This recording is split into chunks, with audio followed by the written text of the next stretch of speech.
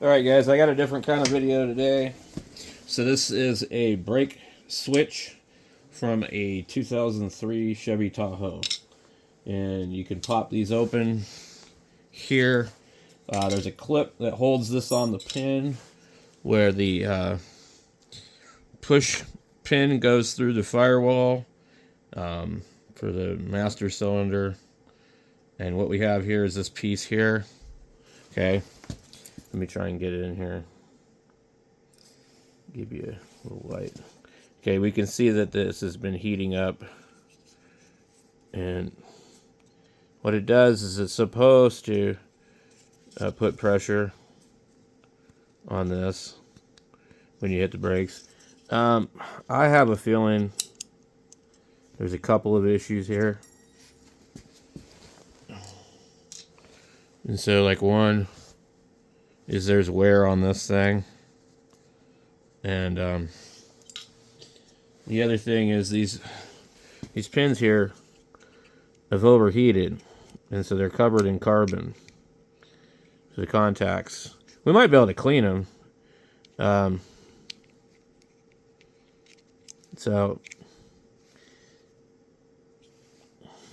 But these are $20 new at O'Reilly's.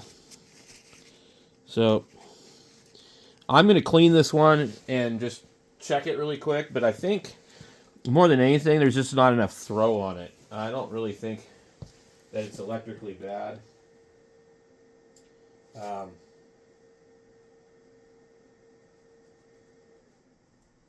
But this is really kind of scary that this is how shitty this thing's made. And, you know, here's the thing. I was telling her about this. I was like, you know, people should be able to tell that you're slowing down regardless of whether or not you have your brake lights on. Okay? But the problem is they really just don't pay attention. They're counting on the fact that your brake lights work to alert them that you're slowing down. These people just do not know how to drive. And so basically, they will rear end you because they're not paying attention. Well, I never saw the brake lights. Well, you know, I mean, I drive a manual transmission. I don't always use my brakes. Most of the time, I don't. So what are you going to do then? Anyway, you know, you can clean these. The thing is, if they're not making good contact and that thing's not pushing it hard enough, then they're going to arc out. And there's not anything you can do about that.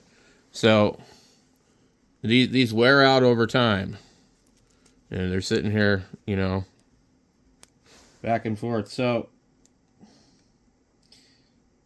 I'm going to put it back in there and see if it works. But I'm still going to go buy a new one. And then we'll just put this in the...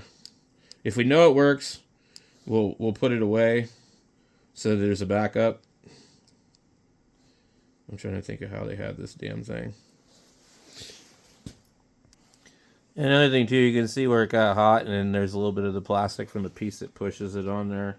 So you really can't count on this thing working.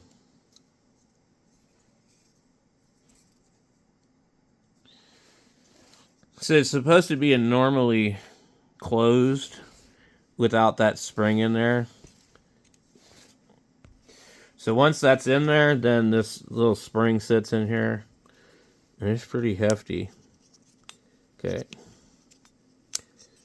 And that's going to keep that open. So then this pushes this. But this is binding. Okay.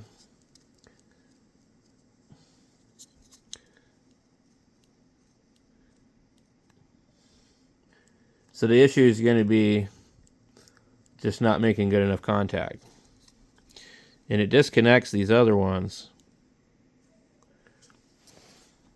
Now, if you really had to and you were in a pinch, I think you could swap these around and put one of these other ones in there. Because this is what's carrying the current. Okay?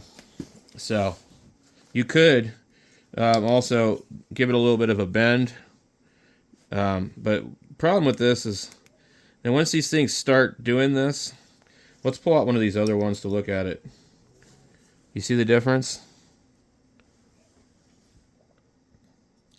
That thing's trashed. A bunch of the surface is gone. So the only way you can do anything about that is you got to get a new one. It's just worn out. So yeah, we could put this one in here like that. I think. Nope. This one has the little divot. Slightly different. You would have to really force it in there. So that one won't work on there. Let's put this one back in. Okay, let's check this other one. This other one is the same.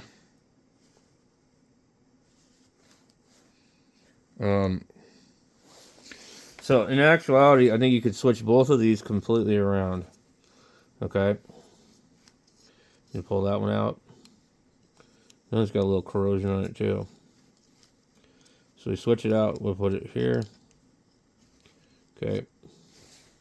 Now this might save you if you watch this video and you end up with a problem and you can't get one of these.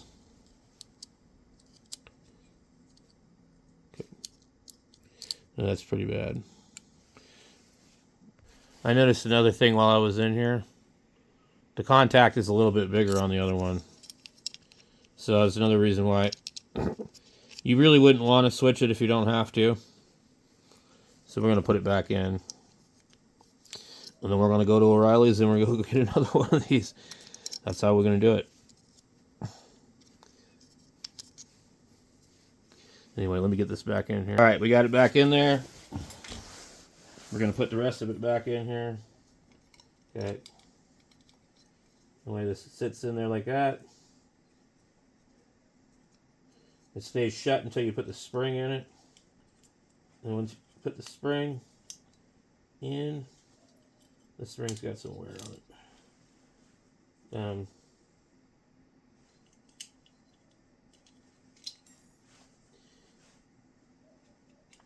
Trying to get it in there. Okay. Once the spring is in there, these are open. Okay. And when you push on the brake pedal, it's supposed to do that to turn the brake lights on. Okay. So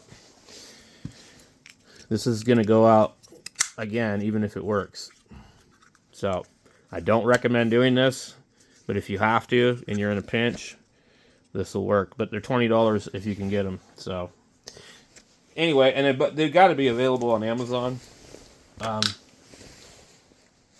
Yeah, you can't trust that. It's just cheap crap. Anyway, thanks for watching, guys.